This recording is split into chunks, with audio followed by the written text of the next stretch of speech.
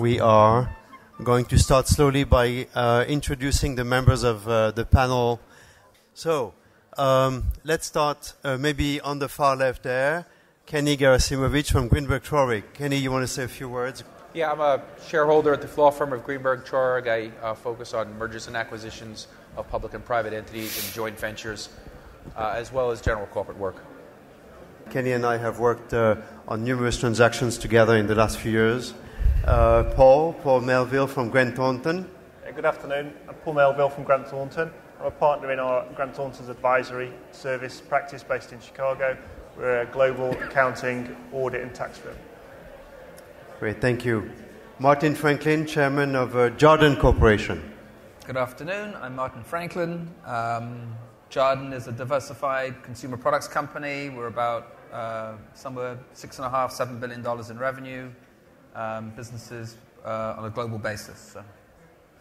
Thank you. And it's also listed on the New York Stock Exchange and has known this year an increase in its stock price of how much, Martin? About a double. Double. Not too bad. Thank you. And Howard from Castle Harlan, please introduce yourself. Yeah, I'm co-president of Castle Harlan with a louder mic. Castle Harlan is a private equity firm here in New York. We're currently investing our fifth fund, which is about $1 billion. For 12 years, we've had an affiliation with Champ Private Equity, which we helped to create in Sydney, Australia. And Champ is running its third fund, $1.5 billion. And we have a team of 2 deal professionals in Singapore focusing on Southeast Asia. Thank you very much. That was Howard Morgan. The first question to the panel is, there's a lot of money out there. On the other hand, volumes of M&A have gone down by a third this year in the U.S. compared to last year, about $500 billion a deal so far.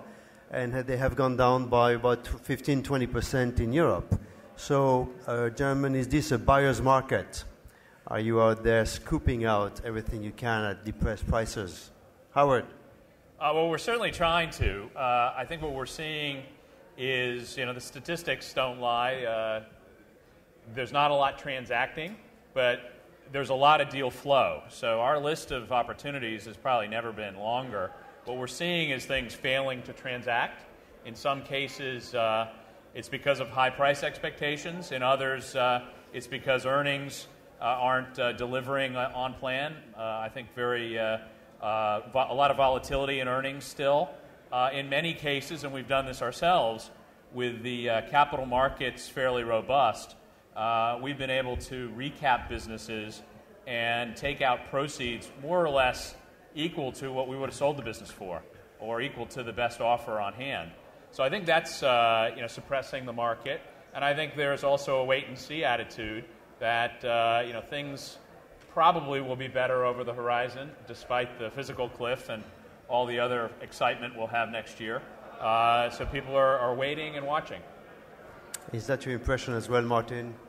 I think that the risk-reward for buying in Europe isn't reflected in the multiples. We've looked at a few things. We actually bought one business in the UK. But risk-adjusted, I don't think prices are, that much of a deep discount relative to what you could pay for a business here. It's easier to finance acquisitions here. I think there's a lot of product out there. I haven't seen that much that I would say sort of reflects the realities on the ground. And Paul, any views on this? No, I mean, from an advisory side, echoes Howard's. There's a lot of deal flow, but there's not a lot of transactions. And I think the difference between the buy and the ask is quite high. And then, which means people are doing more due diligence, which is turning up more issues, which is driving the price down as you go through it. So there's a lot of activity, but there's not a lot of deals being completed. Kenny, you mentioned something about it's not so easy to finance these deals earlier. Well, I think what we found generally is that money is still tight and it's expensive when they do finance. Banks want to finance, but banks like anybody else are doing their due diligence. They're requiring a lot more due diligence than they would have in the past. And they're also, the risk reward, as Martin was saying, they're a little bit risk averse and they want to charge a little bit higher in interest rates and make the money tougher. you don't see any, the old days was covenant light. You're not going to see anything covenant light anymore. You're going to see heavy covenants on your debt financing. And you're going to maybe have to give some equity or some warrants up to borrow as well. So there's a bit of a mystery, right? I mean, we are a huge consumer economy, and we have throughout the world positive growth coming from large consumer markets. U.S. corporates are sitting on $2 trillion worth of cash, and still it looks like the large U.S. corporates are not acting and proceeding with large transactions. So what is the confidence factor here? Why are boards sitting on $2 trillion of cash? You had the best answer. Right, 2 words. Barack Obama, I think. I mean, at the end of the day, it's not a political view. I can't even vote in America, so it doesn't really matter. But at the end of the day, I think it's lack of confidence, and that all comes around administration and everything else. I mean, Jarden, as you know, is sitting on, I don't know, close to $1 billion of cash ourselves right now.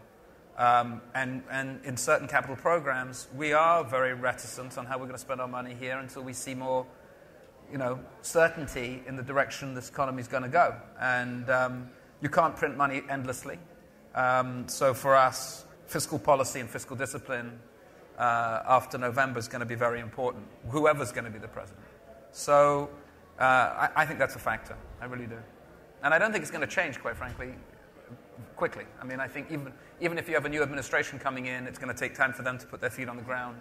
And, it'll take time to shift. Howard, what's your feeling there? Yeah, I mean, I think it is a lot about having confidence in the numbers. Look back at a toppy cycle, 2007, 2008. We didn't buy a primary company for those 2 years. We didn't get a lot of pushback, but some people complained that we weren't working hard enough. We were working very hard, but we resisted paying very high prices. And, prices relative to earnings and your confidence in those earnings. So I think you see a reflection of that. When we've been on the sell side talking to corporates, there really isn't a great call to action. And I think the view is that they can wait out a year and see what's down the road. Paul, have you seen, for instance, from that big wave of acquisitions in pre-2008, have you seen the impact today of large write-offs taken by companies of their intangibles? Yeah, I mean, I think when you look at the SEC is now pushing people more to look at impairments. So there's more of a charge on companies to look at impairments, to look at goodwill that's on their balance sheet and look at deferred tax assets. So there's more of a push by the regulators to look at those assets and value them more than there was 5, 6, 7 years ago. It's a big push for the SEC. So that's clearly going to impact on what gets written down on balance sheets. And Kenny, do you think that boards are under more scrutiny now when they make their decisions on large acquisitions than they were before? Well, I think there's a lot of shareholder activism out there now, and shareholders are going to question the activities of the boards, and if the board makes a bad decision, they're going to want to know why. And I think that, look, at the end of the day, as Martin was saying, people are cautious, people are holding on to their cash. I don't think that if there's a good deal out there, people aren't going to look at it, but what I've noticed is when our clients do go out to look at companies, they do a lot more due diligence than in the past. They focus on financials, they focus on the legal aspects. They want to make their model work. They're not going to make undue assumptions or make rosy assumptions like they would in the past. They're going to scrutinize these deals very carefully, and I think boards are actually expected to do that now. Boards are expecting their officers to not bring deals that are pie in the sky. The boards are looking at their officers and saying, listen, have you done your diligence? Have you done your homework? They're expecting their financial advisors, and Rene-Pierre, you probably know this as well, they're expecting their financial advisors to do their homework as well and not just, rubber stamp what the officers or what the CEO is saying. They really want the financial advisors to focus on the deal and make sure that these are the proper target and proper acquisition for the company. Yeah, we're doing a lot more sell-side due diligence now, simply for that fact, is that getting a buyer on the hook and bringing them from LOI to deal, there's so much there's so many areas where that can go wrong these days on the price that the seller wants to make sure, particularly if it's a P firm, that there's no issue. And therefore we're seeing more and more seller due diligence even on smaller deals than we would have done before. That's a definite trend. Is that true in Europe as well? Yeah.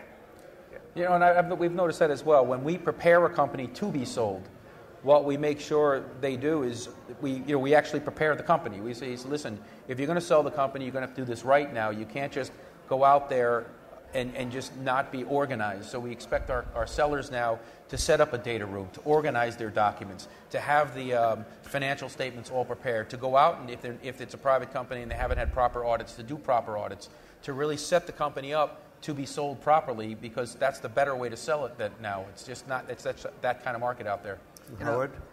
Well, I was just going to observe, Martin reminded me of a study that we did, and we actually did do it, so you remembered the story accurately, where we tried to assess deal sourcing and where we found some of our best deals. And there wasn't a lot of pattern, but one of the best sources, or the single best source, was corporate sellers. And I think the reality on the corporate side is there still is a valuation premium, for the most part, on simple, pure play companies. And we've been the beneficiary of that in a deal we announced about 4 weeks ago, buying shallow water assets from Transocean, which is converting itself into a high-spec deep water company. We bought Polypipe, a plastic pipe company embedded in IMA, distributing beverages and doing oil field service equipment. So I think time and again, and both of those companies can trade up to a higher premium, whereas the smaller division that we buy, we can still get a reasonable deal, and it can be highly accretive to shareholder value in the long run. Yeah. And Martin? No, I was going to say, I think one of the dangers of being in a low interest rate environment, and when you look at larger capitalization companies, a company like ours that, cost of capital is very low on the debt side today, and readily available. The temptation to overpay because everything is accretive is great for those who aren't that disciplined. So there's a lot of people out there who don't look at their absolute leverage ratios or their absolute level of debt, and are going out there and paying what is effectively too much for a business because it's still accretive on an earnings basis. And the frustrating thing is Wall Street's rewarding that. I mean, you're seeing some deals that aren't great deals, that have been overvalued, but they add to earnings per share, even though they blow the balance sheet to smithereens in the next downturn. But Wall Street's still rewarding them for it. And all I do is I hope that those companies sell some shares and get their balance sheets right before the next downturn, because there'll be a lot of people who are left vulnerable. You have to feed the next restructuring boom,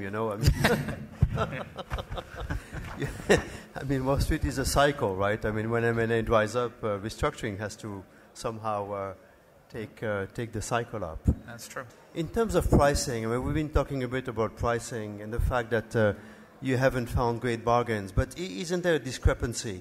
At least in our practice at Tegris, I feel that there is a discrepancy between public markets and private markets for assets, and maybe within public markets between large caps and small caps, sort of the orphans of the listings. Do you find the same things? Yeah, I think it's, in terms of patterns, I don't think you can say it's an absolute rule. Through CHAMP, we just got shareholder approval to privatize a company called Gerard Lighting, which is a dominant player in the lighting sector in Australia. Several weeks before that, we agreed to buy out a significant shareholder in a marine workboat business. So there are opportunities in orphaned, smaller public companies to either take them private or take a significant stake. I think we try to be mindful in our business that we're being paid to have an active involvement. So just buying stock is not in our mandate. However, if we can get a position on the board, more than 51%, or ideally privatize it, then we can do what we do best as private equity and actually help run the business, reposition it, and either sell it or perhaps take it public again when it's truly a sizable enough business to be public. And Martin, public versus private, public companies versus private companies, do you find different in pricing and maybe in a more with another layer of nuance here, pricing between companies you're looking at in Europe and companies you're looking at in Latin America or Asia? Well, I think a couple of things. First of all, public companies, by virtue of how they're trading, when you have a buoyant market like you've got today, inherently become more expensive. And so I think that you find more opportunities either in private entities that don't have direct comps necessarily, or divisions of other public companies. So that's sort of where we've been looking. In terms of international opportunities, some of the things that we found have gotten kind of interesting. I mean, for example, Brazil, which I think you want to talk about later, but Brazil, we find that multiples are becoming a little more realistic. We made one acquisition there this year. I think a year or two ago, everybody's expectations were so inflated right. That it really didn't make sense to be out there. At the same time, there's a race from a currency perspective. It depends where you have your currency. There's a race to the bottom on currencies. Everybody, the euro and the dollar are both trying to deflate their currencies. So it's sort of the worst currency except for all the others situation. But it's become more affordable. But again, on pricing, I don't think that even private entities, the price expectations are still lofty because there's more demand than supply. There's so much private equity tracing transactions in the European markets, and it's a smaller market. And their mandate to spend their money in those markets, I think it's more difficult to find real value. We've also, just with regard to some sectors we've looked at in Europe, to the extent that the banks are holding paper that's underwater, I think an absolute unwillingness so far to recognize the impairment on value. Really, they will hold on and try to hold it at par as long as they possibly can. I think that's got to shift, and maybe there's some signs that it's starting to shift. Have you had conversations with banks, institutions? Yeah, and it is around this issue. Probably come back next year, and maybe we're prepared to market, or similarly, maybe it's recovered to par. Right. Same thing on bonds. I mean, same thing on getting impairments on fixed income. I mean, we like bonds because there is a market and you can trade in them. We have bought in bonds of companies. We have not gone out and bought in bonds of companies that we don't own. We've considered it where we're the underbidder. We tracked the company. We knew it extremely well. We were prepared to say pay 7 times. We're aware that we could get into the debt at 5 times. That is a trade that makes a lot of sense. Some of our peers did a lot of that in 2008 and 2009. Yeah. It was a great trade. I don't know that they built businesses on it. And if there's an opportunity, I think we'll do it again. But it's a one-off, not a franchise. And Howard, you mentioned recaps earlier, which have been, I completely agree with you, a competition or an alternative method for monetizing assets as opposed to just selling out the assets. And I'd like to ask from a technical point of view, Ken and Paul, if doing a recap outside of the US is particularly difficult or what their views are there. I think it's harder in Europe because I think liquidity is more tight in Europe. I think that would be my feeling at the moment. The certain liquidity in the US is a lot better than it is in mainland Europe, which therefore goes to a recap's going to be easier to do with US funds than it is with European funds. That would be my view. So we still have that situation where banks in Europe are not lending. US banks are lending, I think, on recaps more readily. And what we see, I think, all of us practitioners are a slew of European companies who have normally been financed on their local markets and who are turning sometimes for the first time to the US capital markets for refinancings and sometimes for recaps. We see that, by the way, also coming from Latin American companies for whom their local banking markets are extremely expensive, much more expensive than either the high-yield market in the US or the banking markets in the US. A question on what I would call very large consumer markets, Brazil, India, Indonesia, China, and some of our clients, some of the people in the room here have expressed frustration at the fact that it's not always easy to do an acquisition in those markets, although they are very large and they'd like to access the consumers there. So could you comment on your experiences there and how you have accessed consumers? Martin. Okay. For us, the largest consumer markets are the markets that we're in, Europe and America and the Americas. But the reality is, like all consumer companies that are global, we try to access new markets by establishing footholds there through acquisition. And what's frustrating sometimes is getting access to take your own products into those markets is very difficult to achieve if you're buying a company that has a narrow portfolio and really, concentrates in one market. It's all about distribution capabilities and having an infrastructure. We found a couple. As I said, we made one acquisition in the UK that way. We made one acquisition in Brazil that way this year. But it's going to take a long time before we can take the rest of... Just to give a specific example, we bought up a company called Invicta. It's about a $70 million US business in Brazil. It's in the outdoor space. It makes thermos-type products and coolers. But we've got to take our cooler technology down there. We've got to take our goods down there and assemble them down there in the outdoor space. So for Coleman, which is our US-based operation, it's going to be 3 years before we see any real revenue impact from all the initiatives that we're going to start spending money on this year.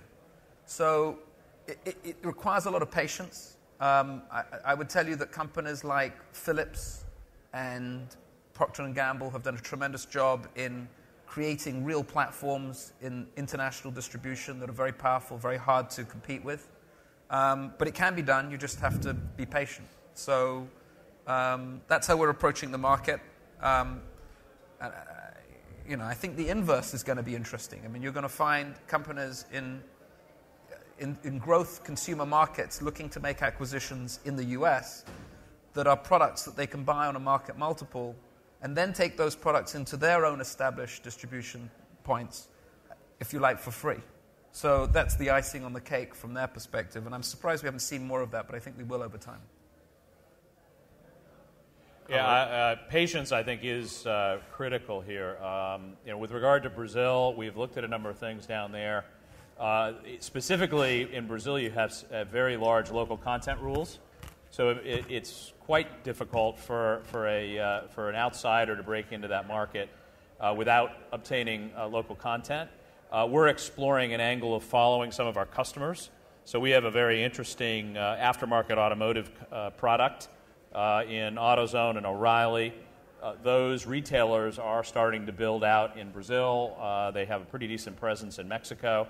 And to the extent that we can follow our customers, that's an easier model. I think we're a little more organic in the growth in a Brazil and a China. On a primary basis, I think there is a lot of private equity in China. And we would love to buy a business in China, but the prices are probably a little lower in Indonesia and Malaysia, and even in Singapore, frankly, the city-state. And we will go where value is. We have been a beneficiary, I think, of a lot of capital in China looking for partners. We sold 75% of Manassan Foods, an Australian branded niche food distribution company, to Bright Foods of China. I think a creative deal. Bright Foods had a litany of failed deals. They're very public. For a variety of reasons, they failed to proceed outside China. They were properly, caveat emptor, cynical of a seller, and we were prepared to retain a significant minority stake as a show of confidence in what we view as a partnership in that business with Bright Foods, and so far so good. But it's early days, and I think rewards will come to those who are creative in their deal making, not just paying top dollar. Say, at least in China, what our Shanghai office, Greenberg Chart's Shanghai office is telling us is that, and I think it probably applies to a lot of areas as well, is that the folks like local businesses. So at least in China, the encouragement is a joint venture versus an actual acquisition. So you go in with a local partner, and you could even have the local partner be the face of the business to a large degree, and that makes it more of a local business and is more favored by both consumers and by the government regulators as well. Does it raise issues back when you create the contracts here?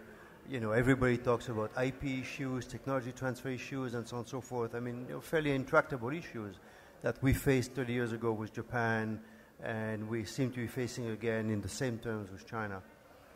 Well, in China, creating a joint venture agreement with a party can be difficult. One of the issues that you have to get over is what a joint venture agreement looks like in the U.S. versus in China. But I think part of it, and it's also trust and finding the right joint venture partner, and doing the right licensing agreement, and also making sure that the license agreement or the licenses are respected, and making sure that the trademarks and that you bring over to China, if you're going to bring them over, are respected in China and not counterfeited or taken over, and that is a concern. And what we find at least what I'm hearing from our Shanghai offices is find the right joint venture partner, you can be very successful. And I think that's the way to start, is to start with rather than an outright acquisition and owning 100% of the business, it tends to be more of you start off with a 50-50, and then you can grow your ownership stake slowly over time. That's the way you tend to be more successful, at least in China. And Paul, from an accounting point of view, how do you view the move to IFRS in most of these countries, and the cohesion or lack thereof of accounting methods between those markets or those financial systems and ours? I think, look, it would be ideal if we had one standard across the world that everybody understood. We don't. So I think anybody who's going into countries where they don't have the same sort of standards that we have in the developed world needs to understand what those standards are, and make sure, again, on the due diligence side, they've done the due diligence to understand the numbers are what the numbers are, and that they really understand what those numbers mean and what the local traditions are as to how things are accounted for and the nuances that come into it, really. And that's a really important piece. I think what we're seeing is a lot of middle market companies desperate to get into China and India because they want to take advantage of the growth there, and they're very, very wary about when they go in there how they enter there, and a lot of time and thought has been taken into how they go in there, and a lot of due diligence is done not just on the numbers but on the operational side as well, and on the legal side, because to go to Ken's point, people want to go there because they want to make money and they want to get out. So the exit strategy as well as the entry strategy is clearly important. So setting up the organisational structure and the exit, and with a mind to the exit, is really important when you enter those countries, because ultimately you're going to have to exit at some point, and you need to make sure you've got the exit provisions are as good as the entry provisions. Yeah. Well, if they are poorly negotiated, it's again business for the M&A folks at some point, right? How to get out of a bad deal. Always ends up in another negotiation. Let me ask you, we're getting to the end of this panel, but let me ask you a question which was raised at an earlier panel where the panelists were investors in frontier markets. And the question which was raised by the moderator at the end of the panel was, what will be in the next couple of years the places that will attract the most investment in the world, or that should be attracting the most investment money in the world, in your opinion? Howard. Well, I remain quite biased to the United States. It's the largest, safest consumer market. On the other hand, our growth as a firm has come by going geographically. I think there's some very interesting opportunities in the long run in Africa, very underbanked.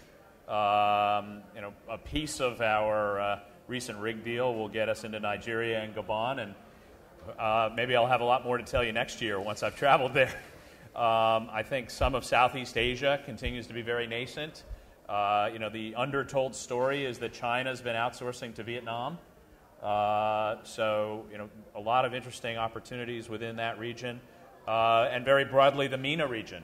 And if you throw Turkey into that, an enormous Muslim market that is very underdeveloped. And I think in 10 years from now, there'll be some interesting stories coming out of those regions.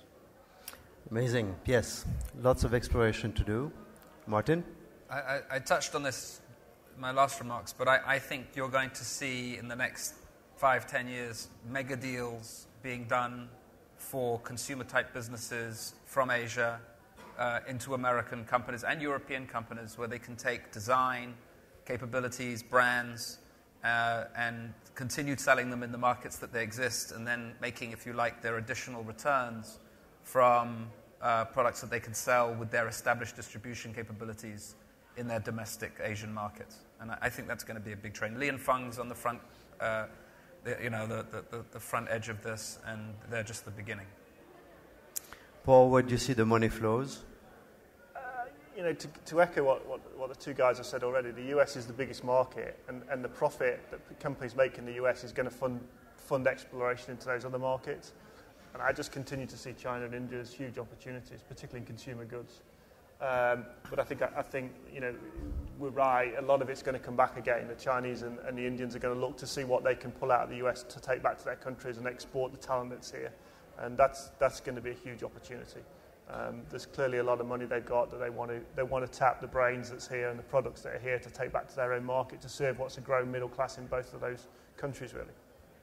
And Kenny? Yeah, just to point out a legal thing about what was just said. There's not going to be a lot of regulatory issues generally with consumer products from foreign companies coming in, unlike high tech, which does have the foreign, concerns and domestic, security concerns. So that will make it a lot easier for other companies to come in and buy these consumer products. What I think is going to is trending. I think, as we all said, the U.S. is the biggest market, but a lot of the consumer companies, the growth, it's just they can't get the return. And if you're looking for larger returns, you've got to explore outside your markets a little bit. And what I've been reading about some of the studies were that it is good to look into the emerging markets if you want to get higher returns. It's just tougher, as Martin was saying, to get those returns in the short term.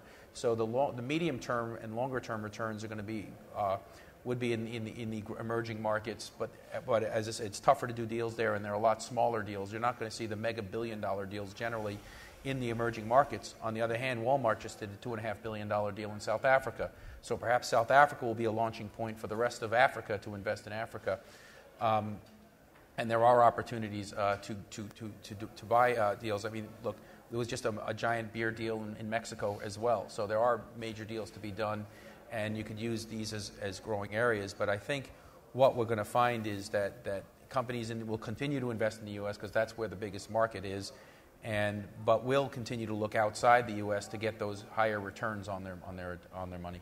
I'd like to see if we have questions coming from the audience. I don't know if there's a mic circulating. Yes, sir. The joint venture is still a very attractive option for many of the companies going into China, and we're seeing that kind of the opposite of that. People are trying to move away from joint ventures because of the exit of the difficulty of eventually getting out of that JV. So can you share with me what your thoughts were and why you see the joint venture still as a pretty attractive option for these consumer companies? I'm addressing this from the legal perspective more than because I'm the lawyer. What we found is that it is. You're right about it's difficult to get out of the joint venture and you have a cultural issue with respect to what people expect in joint ventures. But from what I'm hearing and I'm echoing what my Shanghai office is telling me, that it's very difficult to acquire an entire business in China. You just can't come in and acquire the business and think that you're going to run it on your own. It's especially if you're coming in from the U.S., you've got to be able to know how to run the business and know the local traditions. And that's why people tend to stay with the joint venture, to find a local partner to be able to develop the business with. Over time, though, what I'm told is you can slowly increase your ownership stake, but that can be difficult as well. I think Yahoo had an experience and did the exact opposite. They ended up selling their ownership stake to their partner, to their joint venture partner. So it can be difficult, but it's still the way people tend to go in, at least at this point, is through the joint venture. I mean, certainly from the clients we've dealt with this year, I sort of echo your comments. Certainly our guys in it, and I think within China, you look at different cities and different states have different regulations. Right. Certainly, the WFOEs seem to be more attractive than the joint ventures at the moment, but you've got to understand what's going on the ground. And while you're tying up with a partner, it's not really a JV. It's sort of an agent who's helping you do the deal. Then. I'm not sure they're mutually exclusive either. This is outside the consumer space, but we had a manufacturer servicing the mining sector, large mining equipment, and penetrated China as a sourcing in joint ventures, but then established a WOOFie and sort of migrated the highest value-add assembly and finish work into the WOOFie, but still kept the joint ventures for the lower value-add sourcing. Well, I'll give you an example. In 1978, Brooks Brothers signed a joint venture in Japan to establish itself in Japan, right? Distribution joint venture. It was a 30-year venture, and it stipulated that neither party could walk away from it, and that at the end of the joint venture it would be renewed or dissolved. There was no alternative. It was specified in the contract of the joint venture that the reason why there was no alternative is that the parties did not want to have an alternative. They wanted to be forced to either renegotiate a renewal or to dissolve it. 28 years later, none of the signatories of the joint venture were still alive or still in business. And the parties on each side came to a standoff. They couldn't agree on what the next 30 years or 10 years or 3 years were going to be like. And they couldn't speak to one another. The Americans on one side at Brooks Brothers, the Japanese at Brooks Brothers Japan couldn't agree on anything.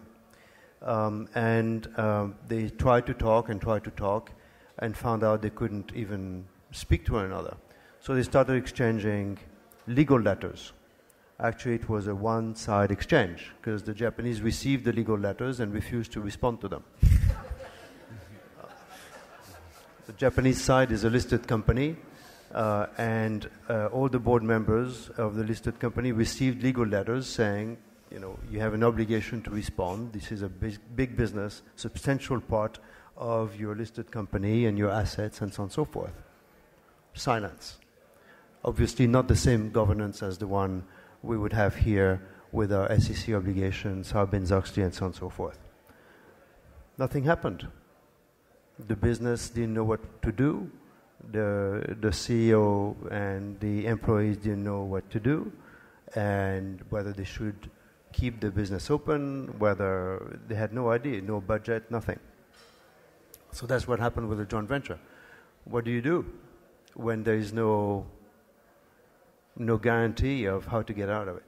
So, I got involved because I happened to have lived in Japan for many years. I had some vague, there was some vague hope that I could help, and it took close to 2 years to solve the lack of communication that led to the situation, and at the end of the day, we solved the situation. It was a fairly complex psychodrama, right? Had more to do with understanding the deep complexities of this Japanese company and of its managers than anything financial. But they were very close to dissolving the company, and so that's an example with Japan, with people who had for 28 years actually done business together. That's what will happen in China, with absolute certainty at the end of the 20-year term or 30-year term chosen for joint ventures. That's only my experience. Thank you for your question. Other questions? Then let me ask... oh, I'm sorry. Thank you very much. This question for Howard. Could you identify yourself, please? Yeah, Jay Kumar with Mohan Growth Partners. We're a small private investment firm. Howard, you had talked about aftermarket auto company that you guys have invested in. You're looking to expand into Brazil to follow your customer. How did you go through the evaluation process of organic versus JV versus acquisition, and why did you go the organic route? I didn't fully... We're in the process of... So this is a business that we've owned now for 2.5 years. They make a very interesting product where, on a do-it-yourself basis, you can repair your car air conditioner. It's fundamentally gas, an aerosol canister. You have a simple valve in your engine. Screw it on for $35. I highly recommend the product.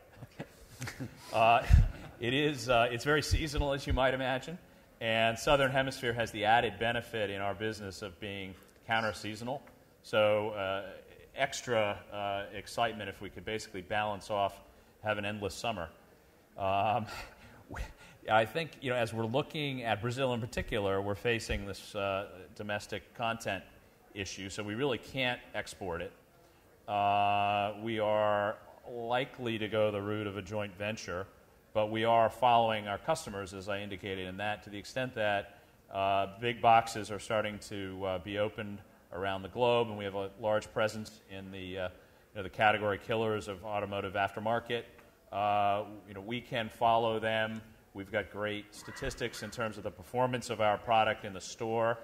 It is an underserved category. So, I would guess most people in the audience didn't know you could do this yourself. Great. We have some volunteers to try it out front. So part of what we have invested a lot of money in is consumer education and some direct marketing to the consumer. And all of those are skills that, albeit you have to customize it to the language and the customs that are local, probably a little more conducive to growing organically. Thank you. Other questions?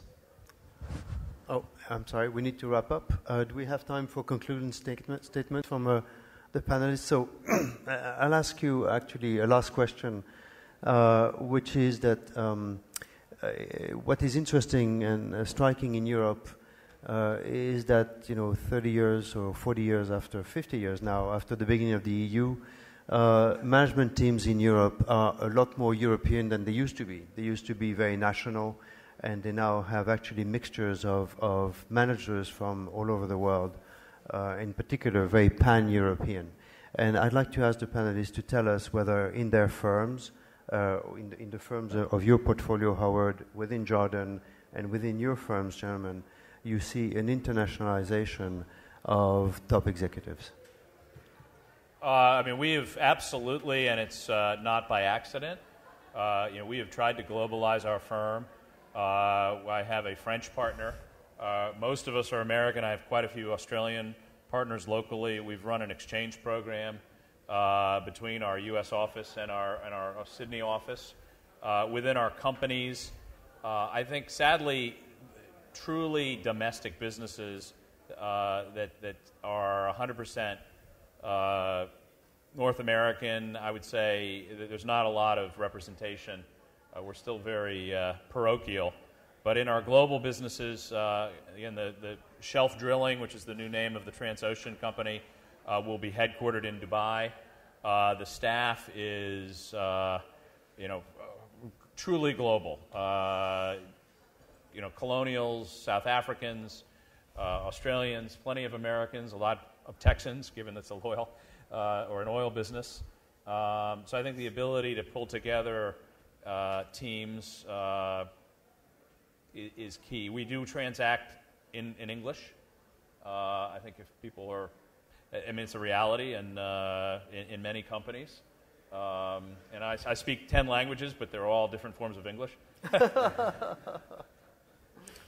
It reminds me when I was a kid, we had a non-English English teacher who said that I speak 10 different languages, and of all the languages I speak English the wellest. Anyway, so I'm sorry to say that inside Jarden, we find that the French companies tend to be led by French people, and the German companies are led by German people. What I do find though is when you get one layer down, it's a much more international mix, and so maybe we're just a little early on that development curve because some of those people will end up rising to run those businesses. But that's just been the natural order of things for us, not by design, just has been.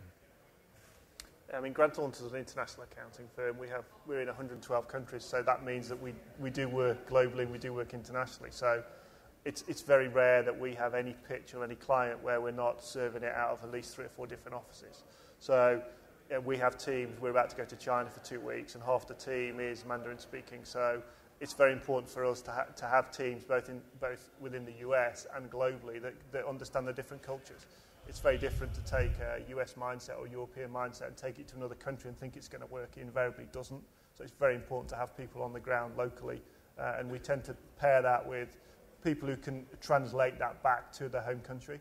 For example, we do a lot of work in China, but often for US clients, we act as almost an interpreter to manage what the Chinese firm says so that the message gets clearly through to the client about what to expect and the nuances, really. So I think that from our practice, absolutely international is critical, and having people from different mindsets and different cultures on the team gives you a far better outlook to help the client, really. Thank you. Well, Greenberg Traurig is also an international law firm, but we're more U.S. centered than anywhere else. I mean, we have more, 26 or so offices in the U.S., but we do have offices in Amsterdam, Warsaw, Singapore, Shanghai, and London. And I will say that we do try to bring the heads of those offices into our upper management for the perspective. But again, because, not to be parochial, but we're mostly a U.S.-centered law firm, so most of the decisions on management are U.S. Focused that way. But I think that, the more international a company is, I think the more international the members of their management will be. I mean, when I represented Cadbury Schweppes, which had a major confectionery business in Europe, but a major soda and beverages business in the U.S., even though it was a London-based company, the chairman and CEO was American. I mean, this was a truly international company, and so part of it probably depends on where the major markets are as well. All right. Well, thank you very much, and thank you very much to the panelists. I'd like to give a big hand to our panelists today. Thank you.